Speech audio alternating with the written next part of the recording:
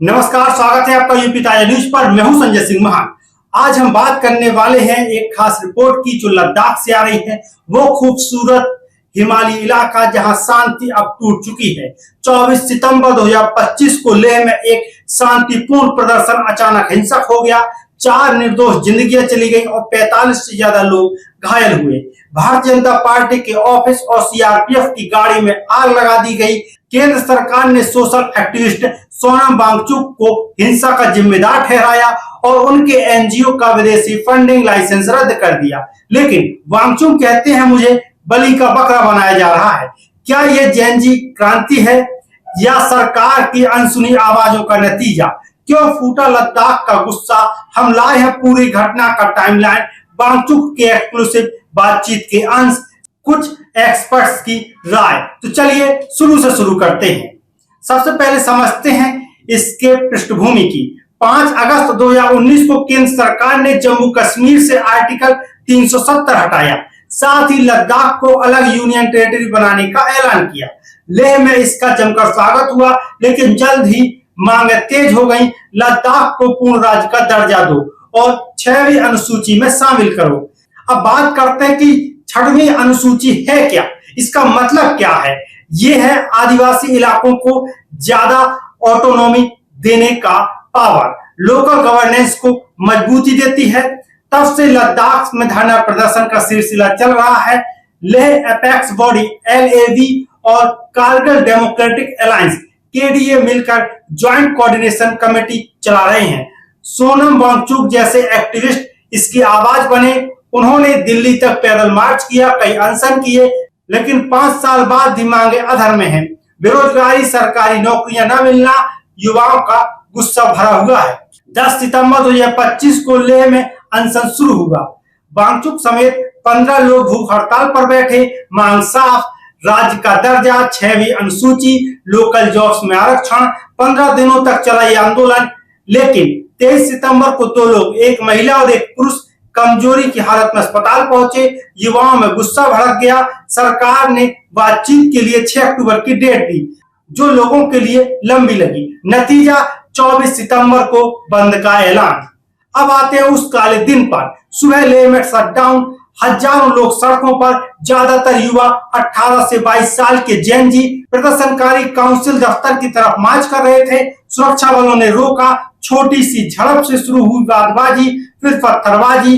Police ने आंसू gas के गोले दागे, लेकिन हालात बेकाबू हो गए। भीड़ ने भारतीय जनता पार्टी के ऑफिस पर हमला किया, वादों को याद दिलाते हुए, क्योंकि भारतीय जनता पार्टी ने चुनाव में 6वीं अनुसूची का वादा किया था, लेकिन पूरा नहीं किया। सीआरपीएफ की गाड़ी में आग लगा दी गई। फिर जो हुआ वो दिल दहला देने वाला था। पुलिस ने फायरिंग की, रबर बुलेट और लीथल वेपन्स का इस्तेमाल किया। 4 लोग शहीद हो गए और 45 घायल हुए, 15 गंभीर हैं। इनमें प्रदर्शनकारी, पुलिस और पैरामिलिट्री के जवान शामिल हैं। लेह के डीजीपी SD जयमवाल का कहना है कि 30 को मामूली चोटें हैं। शाम तक लेह में कर्फ्यू है BNS की धारा 162 के तहत। सुरक्षा बलों की भारी तैनाती की गई है। कांगजोंग में भी शटडाउन है, लेकिन हिंसा नहीं हुई है। सीनियर जर्नलिस्ट तसेवांग, जो वांगचुक के करीबी, वे कहते हैं प्रदर्शनकारी आधा किलोमीटर मार्च कर बीजेपी दफ्तर पहुंचे। सुरक्षा बलों ने रोका, फिर हिंसा हुई। पुलिस फायरिंग में अपनों की जान गई। कभी सोचा नहीं था, ज्यादातर युवा थे। हम सब सदमे में हैं।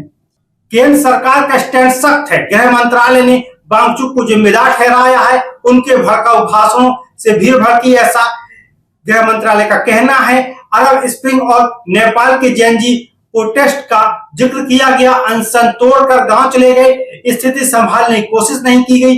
50 लोगों को हिरासत में लिया गया। CBI ने वांगचुक के NGO Himalayan institute of alternation Ladakh HIAL और student education and cultural movement of Ladakh SECMOL पर FCRA उल्लंघन की जांच शुरू की है। विदेशी फंडिंग का लाइसेंस रद्द कर दिया गया है।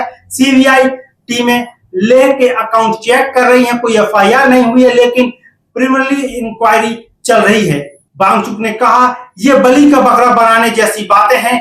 हमारी संस्थाएं जरूरतमंद बच्चों को मुफ्त शिक्षा देती हैं, विदेशी चंदे पर निर्भर हैं। इससे हालात सुधरेंगे नहीं बल्कि और बिगड़ेंगे। एलएवी के लीगल एडवाइजर मुस्तफा हाजी के हैदर कहते हैं, हमारी मांग है पूर्ण राज्य, 6वीं अनुसूची, जॉब्स में आरक्षण। कुछ बातें मानी गई लेकिन मुख्य अधर में है। 5 साल शांतिपूर्ण प्रोटेस्ट, 1000 किलोमीटर पैदल मार्च दिल्ली तक, 24 सितंबर को फायरिंग की आशंका नहीं थी। अब गृह मंत्रालय की हाई पावर कमेटी से बातचीत चल रही है, नित्यानंद राय लीड कर रहे हैं। कुछ नेताओं को सरेंडर के लिए फोन आ रहे हैं, ऐसा ना हो, शांतिपूर्ण समाधान चाहते हैं, हिंसा फिर ना हो। 25 सितंबर को गृह मंत्रालय के अधिकारी लेह पहुंचे, एलएवी और सरकार के बीच बातचीत शुरू हुई। उम्मीद है कि मांगे सुनी जाएंगी। दोस्तों, लद्दाख का यह आंदोलन हमें सोचने पर मजबूर करता है कि शांतिपूर्ण आवाजें कब सुनी जाएंगी। वांगचुक कहते हैं, सरकार अगर अनसुना करेगी तो जेएनजी फिर सड़कों पर होंगे, लेकिन उम्मीद है बातचीत से समाधान निकले। 4 जिंदगियां गई हैं, कई घायल हुए हैं, ये दर्द भूलना नहीं चाहिए। आपकी इस पर क्या राय है, कमेंट बॉक्स में जरूर बताइए। क्या लद्दाख को पूर्ण राज्य का दर्जा मिलना चाहिए, वीडियो में जरूर बताएं। फिलहाल के लिए इस वीडियो में इतना ही। मैं संजय सिंह महान आपसे फिर मिलूंगा एक और नई विस्तृत रिपोर्ट के साथ।